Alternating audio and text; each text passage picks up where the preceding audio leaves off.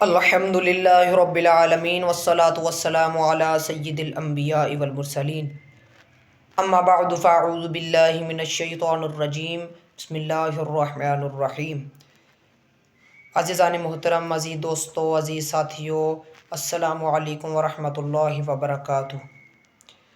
اللہ تبارک و تعالی نے قرآن مجید میں ارشاد فرمایا ہے، الف لام میم ذالک الکتاب لا ریب فیہ،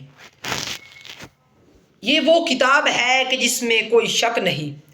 اس میں شک ہو بھی کیسے سکتا ہے کہ جس کو نازل کرنے والا خود رب العالمین ہو اور کتاب کو لانے والا جبرائیل امین ہو، اور جس نبی پر یہ کتاب نازل ہوئی وہ رحمت للعالمین ہو۔ یعنی کتاب کو لانے والا بھی نور، کتاب کو نازل کرنے والا بھی نور، اور جس نبی پر یہ کتاب نازل ہوئی ہے وہ بھی نور۔ تو پھر یہ کتاب کیوں نہ نور علی نور ہو۔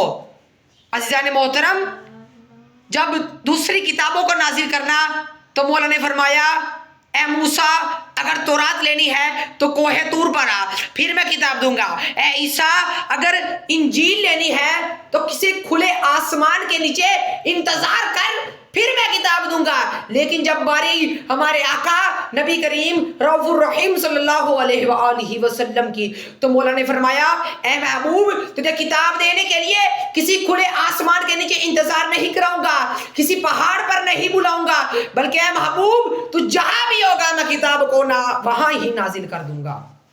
تو اسی طرح ہمارے آقا نبی کریم رؤوف الرحیم صلی اللہ علیہ وآلہ وسلم پر یہ کتاب تھوڑا تھوڑا کر عرصہ میں، تھوڑا 23 سال کے عرصہ میں یہ نازل ہوئی۔ تو اس قرآن مجید کی بہت فضیلت ہے۔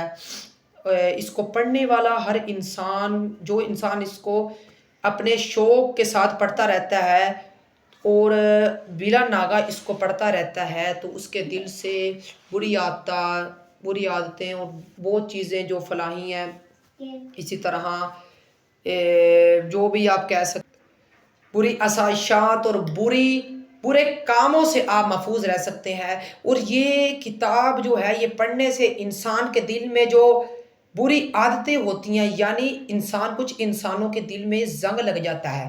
تو ایک بار ہمارے آقا نبی کریم رؤوف الرحیم صلی اللہ علیہ وآلہ وسلم سے پوچھا گیا کہ لوہے کو تو زنگ، صحابہ کرام رضی اللہ تعالیٰ نے پوچھا نبی کریم صلی اللہ علیہ وسلم سے کہ یا رسول اللہ صلی اللہ علیہ وآلہ وسلم کہ لوہے کو زنگ لگ جاتا ہے تو وہ تو اترتا نہیں ہے، تو ہمارے دل کا پھر اس کا کنیکشن کیا؟ تو ہمارے آقا نے فرمایا کہ جیسے لوہے کو زنگ لگتا ہے نا، اسی طرح جب انسان کسی برے کاموں میں، بری چیزوں میں، نیکیوں سے دور چلے جاتا ہے تو پھر اس کے دل کو بھی زنگ لگ جاتا ہے۔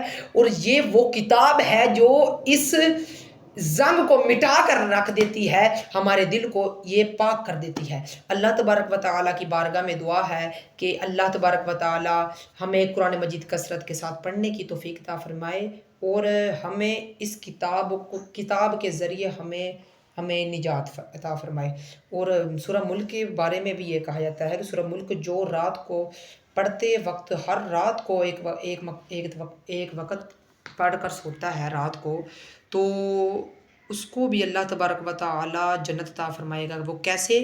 یہ مسئلہ یہ ہے کہ اللہ تبارک و تعالی قیامت والے دن سورہ ملک اللہ تبارک و تعالی سے یہ کہے گی کہ اے میرے مولا، یہ بندہ میری تلاوت فرمایا کرتا تھا، یہ بندہ میری تلاوت کرتا تھا، رات کو کرتا تھا، مجھے دل لگا کے یہ پڑھتا تھا، میرے مولا اس کو جنت عطا کر۔ جس شخص کو یہ سورہ ملک کہے گی وہ شخص جنت میں جاتا رہے گا۔ وہ کیسے؟ یہ سورہ ملک کہے گی کہ مولا اس کو جنت عطا فرما، یا میرے مولا یا اس کو جنت عطا فرما دے، یا مجھے اپنے قرآن مجید سے نکال دے، یعنی قرآن مجید سے الگ کر دے۔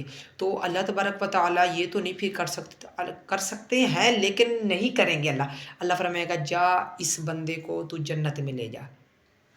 قرآن مجید پڑھنے کی بہت فضیلت ہے، سورہ یاسین، سورہ ملک، 5 سورہ مبارک۔ تو اسی طرح ہمیں چاہیے کہ کثرت کے ساتھ پڑھنے کی، تو اللہ تبارک و تعالیٰ توفیق عطا فرمائے۔ والسلام۔